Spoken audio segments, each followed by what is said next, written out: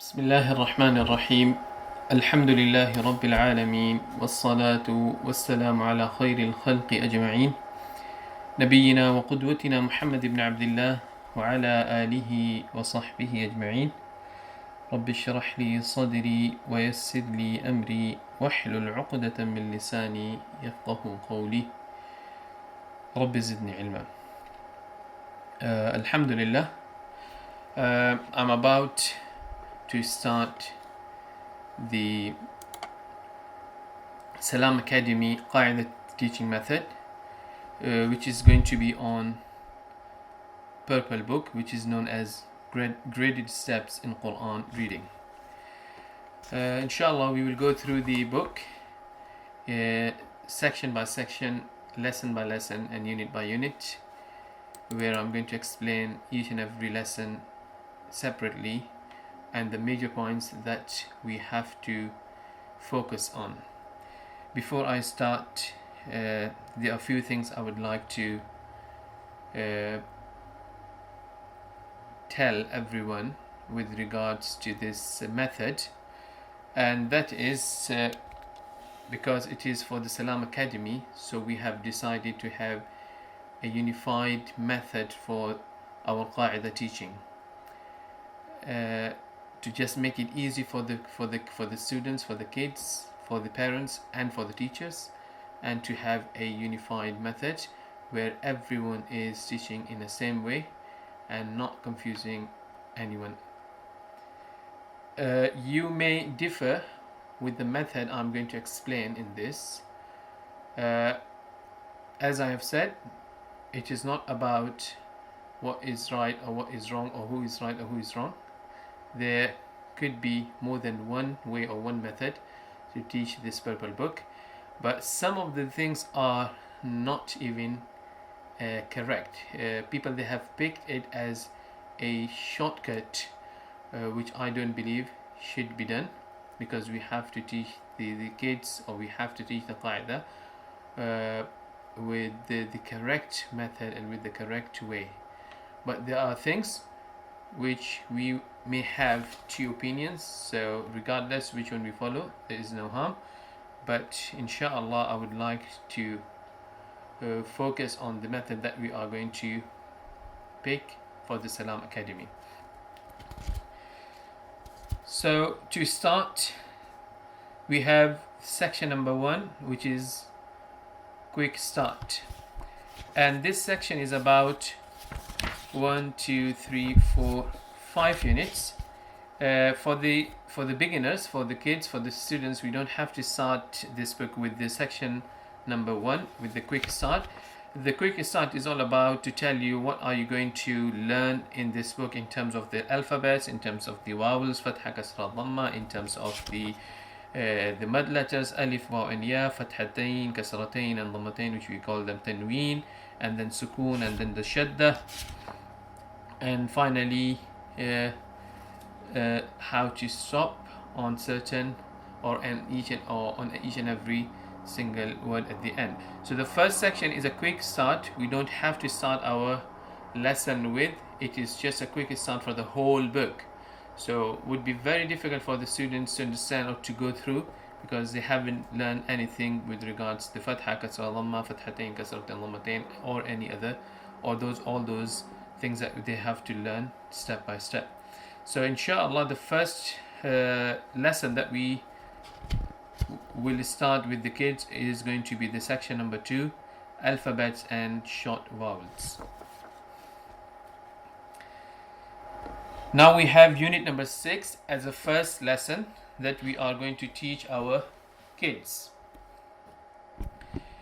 It is about the alphabets in sequence. So there are a few points, and as I have mentioned in each lesson, I'm going to first mention the points that we have to focus as a teacher or as a parent to teach our kids, and inshallah then after that I will go through the lesson itself.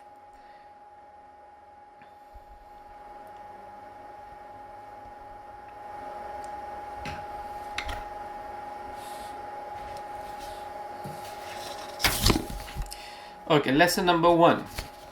the alphabet in sequence. Bismillahir Rahmanir Rahim. The points that we have to focus here are as follows. Number one, in this unit we have to make sure that we are teaching the kids the right way of pronouncing the alphabets, and we are teaching them the correct way how to pronounce or the name of each alphabet, because some students they learn in a way that is not correct.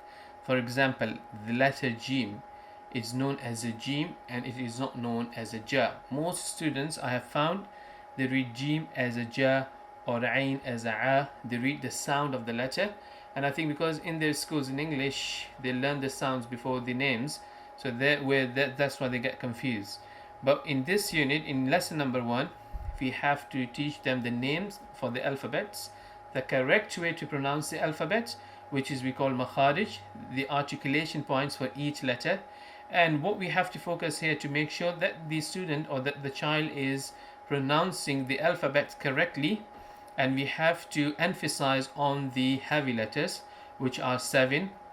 I will mention here Kha, Sad, Dad, Ghain, Ta, Qaf and Dha.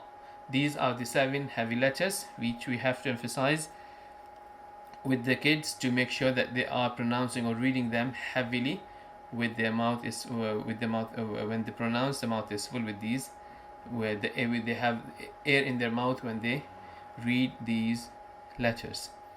There are 2 other letters which are not heavy letters, but we have to emphasize on these 2 letters specifically because most students they just take it lightly or they don't know how to pronounce it, which is Ha and Ain.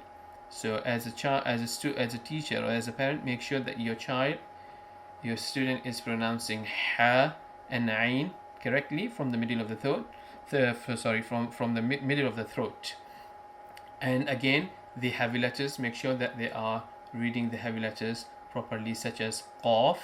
It's not Qaf, it's Qaf. Somehow we have to explain to them.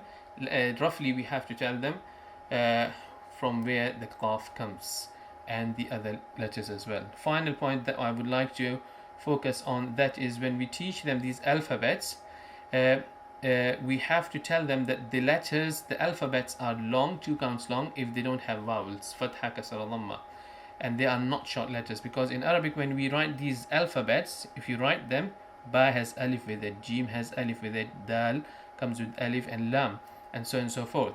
So these letters should be taught in a way that they stretch these letters 2 counts, and we have to explain to them that the alphabet without vowels are 2 counts long.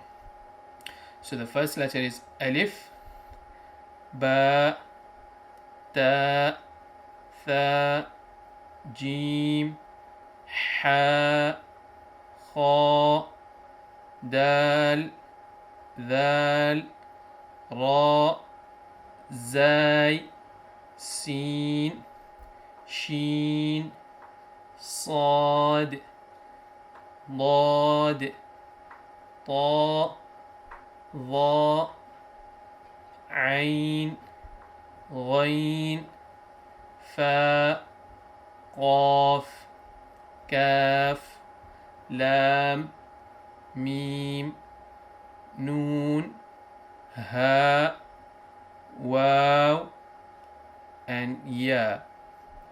So this is the first lesson, the alphabet in sequence. Lesson number 1, unit number 6.